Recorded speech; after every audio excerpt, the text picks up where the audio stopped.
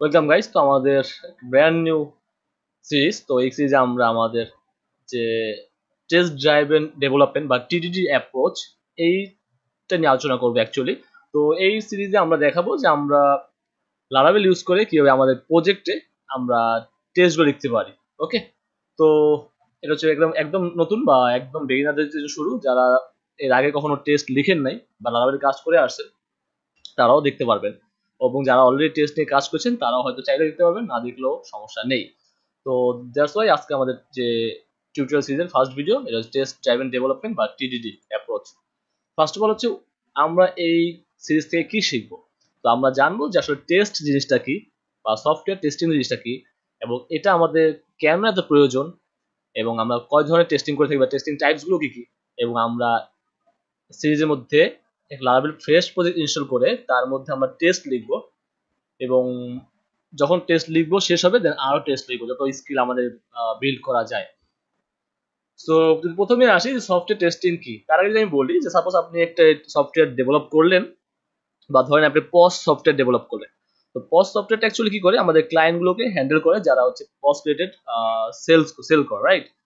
তো এখন আপনি একটা সফটওয়্যার ডেভেলপমেন্ট করলেন, ভালো একটা টিম নিয়ে কাজ করলেন। So end of the day আপনি যখন সফটওয়্যারটা লঞ্চ করলেন, দেখলেন যে কাস্টমার থেকে বিভিন্ন রকমের ইরর আসতেছে বা ফিডব্যাক আসতেছে। তো আপনার মনে হলো যে এটা আমার আগে কিন্তু সলভ করা উচিত ছিল রিলিজ দেওয়ার আগে। তো সফটওয়্যার টেস্টিং জিনিসটা আসলে অ্যাকচুয়ালি কি ভাষায় এখানে সুন্দর বলা আছে, সহজ ভাষায় বলতে গেলে যে কোনো একটা সিস্টেম বা সফটওয়্যার এটা ঠিকমতো টেকনিক্যালি কাজ করতেছে কিনা, এবং নন টেকনিক্যাল ইউজার যারা আছে লাইক আমার দাদা চাচা বা আমার বড় ভাই বোন, তারা তো নন টেকনিক্যাল মানুষ। তাদের জ্ঞান আছে কম্পিউটার চালানোর মতো, সফটওয়্যার ইউজ করার মতো বা ওয়েবসাইট ভিজিট করার জন্য। তারা কি এই সফটওয়্যারটা খুব ইজিলি ভাবে ইউজ করতে পারতেছে কিনা, এবং কোনো প্রকার ইরোর ছাড়া তারা এটা ব্যবহার করতে পারতেছে কিনা। তো এটাকে আসলে অ্যাকচুয়ালি আমরা বলি যে টেস্টিং, রাইট? তো এই টেস্টিং এর উপকার কি, যাতে করে আপনার সমস্যা থাকলে সফটওয়্যারে সেটা আগেই ধরা পড়ে, লঞ্চের আগে ধরা পড়ে। সো তাহলে টিডিটিটা কি? সো টিডিটির ফুল মিনিং হচ্ছে টেস্ট ড্রাইভেন ডেভেলপমেন্ট। এর যেটা কার্যকরী পদ্ধতি, যেটা আমরা যারা ইঞ্জিনিয়ার আছে বা সফটওয়্যার ডেভেলপার আছি, তারা আমাদের যে প্রজেক্ট থাকে লাইক আমাদের কোনো একটা মডিউল ডেভেলপ করবো বা কোনো একটা সফটওয়্যার ডেভেলপ করবো, তার কাজের ছোট ছোট যে অংশগুলো থাকে, ধরেন সাপোজ আমার একটা পজ সফটওয়্যার আছে যেখানে ক্লায়েন্টস নামে একটা মডিউল আছে। সো লাইক ক্লায়েন্ট আমরা অ্যাড করবো, এডিট করবো, আপডেট করবো, ডিলিট করবো, এই ছোট ছোট ভাগগুলো আছে সেগুলোকে আমরা কি করি, ছোট ছোট ভাগ করে সেগুলো টেস্ট করে লিখতে পারি যে এই কোডটা আমার কাজ করছে কিনা। আমরা আগে লিখতে পারি যে কাজ করছে কিনা, যখন কাজ করে তখন আমরা তার পরবর্তী কোডটা লিখবো। ওকে, তো আমরা কখন লিখবো, আমরা যখন কোড করব, ঠিক আমাদের যে কোড করার আগে আমরা এখানে টেস্টগুলো লিখে ফেলবো। দেন হচ্ছে আমরা টেস্টগুলো রান করব। দেন যদি আমার টেস্ট পাস করে তাহলে আমরা পরবর্তী কোড সুইচ করব, আমরা ভিউতে রিপ্রেজেন্ট করি বা যেভাবে রিপ্রেজেন্ট করি বা এপি হিট পয়েন্ট রেসপন্স করি, যেটাই করি না কেন সেটা করব। আর যদি কোনো এরর পাই তাহলে আমরা সেটা সলভ করব। দ্যাটস মিন আমি কোড করব এবং টেস্ট করব, যদি প্রবলেম পাই সেটা আবার সলভ করব, যদি প্রবলেম না পাই সেটাকে পাস করে দিব। That's it. সো টিডিটি ব্যবহারের সবচেয়ে বড় সুবিধাগুলো যেগুলো আছে সেখানে বলা আছে ডেভেলপার ইউজারের দিক থেকে সমস্যা বুঝতে পারেন। অ্যাকচুয়ালি আমি যখন টেস্ট করবো, যদি কখন বাগ পাই তাহলে বুঝবো যে আচ্ছা আমার যখন ইউজার এটা ইউজ করতো তাহলে তারা এই প্রবলেমগুলো ফেস করতো, যেটা আমি এখন সলভ করে ফেলতেছি, এবং বাগ হ্রাস পায়। দ্যাটস মিন যেই প্রবলেমগুলো আমরা ফেস করতাম সেগুলো আগেই যদি আমি পেয়ে গিয়েছি, আমি এগুলো সলভ করে ফেলতে পারলাম। এবং আপনি চক্ষু দৃষ্টিতে এই টেস্ট যে কোডগুলো লিখবেন এবং আপনি যখন প্রজেক্ট ডেভেলপ করবেন, একটু দেরি হলো আসলে, কিন্তু পরবর্তীতে এটার সুফলটা আপনি বেশি পাবেন, সেটা প্রক্রিয়া আর অনেক তাড়াতাড়ি হয়।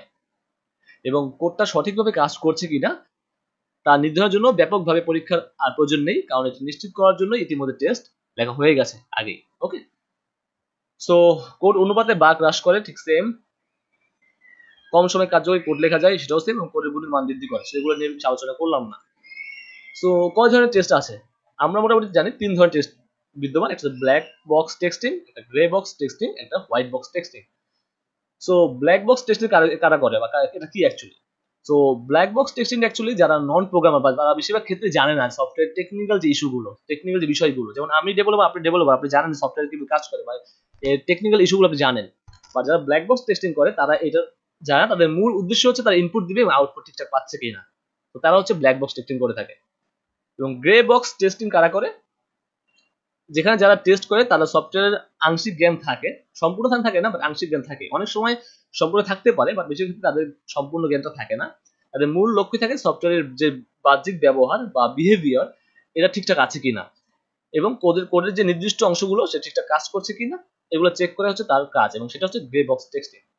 And white box texting actually কারা করে? এখানে মোটামুটি আমরা যে সফটওয়্যার ইঞ্জিনিয়ার বা ডেভেলপমেন্ট নিয়ে কাজ করি, আমরা আসলে এইগুলো কাজ করে থাকি। আমরা কিন্তু কোডের স্ট্যাটাস দেখলে বুঝি, বা কোড দেখলে কিন্তু বুঝতে পারি। আমার কোড দেখলে বা আমি আপনাকে হিন্ট দিতে পারি যে আচ্ছা এটা এইভাবে না এভাবে করো। তো আমরা যখন এই টেস্টিংটা করি তখন এটা অ্যাকচুয়ালি হোয়াইট বক্স টেস্টিং এর কাছে পড়ে যায়, এবং সেটা আমরা কোনো সমস্যা থাকলে আমরা সমাধান করতে পারি, বা আমরা সেটা ডেভেলপারকে হিন্টস দিতে পারি যে তুমি এটা এভাবে করো। সো আমরা কয়েকটা টেস্টিং এর জন্য কয়েকটা টেস্টিং এর প্রোগ্রাম দেখি। প্রথমে হচ্ছে ইউনিট টেস্টিং অ্যাকচুয়ালি কি। আমরা সাধারণত কোনো সফটওয়্যার ডেভেলপমেন্ট করার জন্য সাপোজ একটা ক্লাস লিখলাম, সেখানে ক্লাসের মধ্যে লাইক আমরা কোনো মেথডগুলো ফাংশনগুলো লিখলাম। তো এগুলো প্রত্যেকটা হচ্ছে একটা ইউনিট, এগুলোকে ইউনিট ধরে যে টেস্টিংটা করা হয় অ্যাকচুয়ালি সেটা হচ্ছে ইউনিট টেস্টিং। এবং ইন্টিগ্রেশন টেস্টিং অ্যাকচুয়ালি কি করে, সাপোজ কোনো একটা ক্লাস লিখলাম, সেই ক্লাসের 4টা-5টা মেথড আছে, এবং প্রত্যেকটা মেথড কিন্তু একটা অপরটার উপর ডিপেন্ডেন্ট থাকতে পারে। লাইক আমি একটা ক্লাসের মধ্যে একাধিক মেথড থাকতে পারে, সো একটা মেথড একটা মেথডের উপর ডিপেন্ডেন্ট থাকতে পারে। এগুলোকে অ্যাকচুয়ালি আমরা ইন্টিগ্রেশন টেস্টিং বলে থাকি, বা ডিপেন্ডেন্ট রিলেটেড টেস্টিং বলে থাকি। নাও আমরা এখন বলতে পারি সিস্টেম টেস্টিং অ্যাকচুয়ালি কি। ধরেন আপনি একটা সম্পূর্ণ প্রজেক্ট বানালেন, যেমন প্রসেসের কথাই বললাম, একটা পয়েন্ট অফ সেল বানালাম, অনলি পয়েন্ট অফ সেল বানালাম। তো পয়েন্ট অফ সেল বানানোর পরে আমি দেখলাম তার যে সেল যে মডিউলটা আছে সেই সেল মডিউলটা কাজ করতেছে কিনা, তার পেমেন্টটা নেওয়া, তার পেমেন্টটা আংশিক পেমেন্ট নেওয়া হয়েছে কিনা, এই যে সিস্টেমটা বানালাম আমি পোস্ট সফটওয়্যার, এই টোটাল সিস্টেমটা আমার কাজ করছে কিনা ঠিকঠাকভাবে, সেটা হচ্ছে system testing. And finally the acceptance testing বা ইন্ড ইউজার টেস্টিং বলতে বোঝাচ্ছি একজন নন টেকনিক্যাল ইউজার যখন আপনার পোস্ট সফটওয়্যারটা ইউজ করবে বা সেল মডিউলটা ইউজ করবে, তখন সে ঠিকঠাক সেল করতে পারলো কিনা, এবং কোনো প্রকার কোনো ইরর ছাড়া আপনার ফুল অ্যাপ্লিকেশনটা রান করতে পারলো কিনা, সেটাই হচ্ছে মেনলি এন্ড ইউজার টেস্টিং বা অ্যাকসেপ্টেন্স টেস্টিং। সো আমাদের সমস্যা কোথায়, আমরা কেন লিখি না বা শিখি না? যদি প্রথম সমস্যাটা আমি তুলে ধরি আমার দিক থেকে, আরো দ্বিমত হতেই পারে, অসুবিধা কিছু নাই।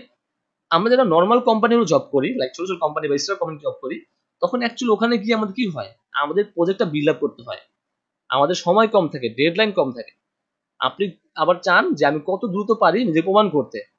তো এই যে এই কারণে কিন্তু টেস্ট লেখা হয় না। তো টেস্ট আপনার লিখতে হবে ফার্স্টে, দেন আপনাকে টেস্ট রান করতে হবে, টেস্ট পাস হলে দেন আপনি কোডে মুভ করতে হবে।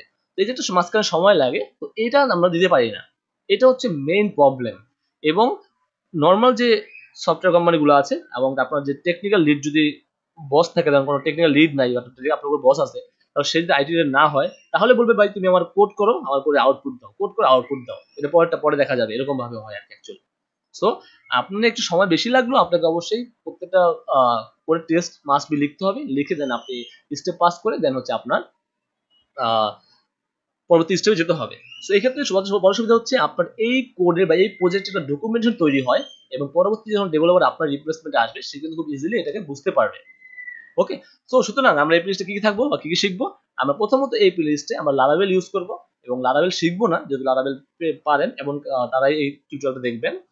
এবং আমরা একটা টেস্ট লিখবো। ফার্স্ট অফ অল আমরা একটা ক্রুড টেস্ট লিখতে পারি, দেন আমরা একটা ইমেজ সহ টেস্ট লিখতে পারি, আমরা একটা ইমেলের টেস্ট লিখতে পারি, আমরা একটা অর্ডার প্লেস করার টেস্ট লিখতে পারি, লাইক ই কমার্স সাইটে যে অর্ডার প্লেস করে। ওকে, দেন আমরা অথেন্টিকেশন টেস্ট লিখতে পারি, লাইক আমাদের সিঙ্গেল অথেন্টিকেশন আছে, আর মাল্টিপল অথেন্টিকেশন টেস্ট লিখতে পারি। তো আমরা অনেক কিছু টেস্টই লিখতে পারি যেগুলো আমাদের থাকে actually. So okay guys, I hope you enjoyed this video, and if you are new to the channel, don't forget to subscribe, এবং সবাই পাশে থাকবেন, অবশ্যই লার্ন হুন্ডের পাশে আগেও ছিলেন, এখনো আছেন। Thanks for watching.